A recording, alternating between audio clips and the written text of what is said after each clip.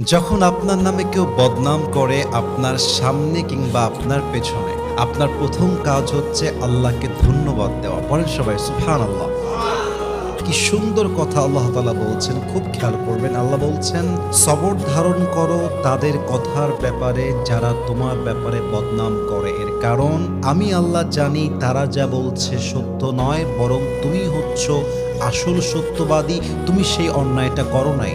এবং মাথায় রাখবা, যখন তোমার নামে কেউ বদনাম করে তোমার লাভ হচ্ছে দুইটা। এক, তোমার সমস্ত গুনাহ তাদের আমলনামায় চলে যাবে এবং তাদের সমস্ত সওয়াব তোমার আমলনামায় চলে আসবে। সুবহানাল্লাহ।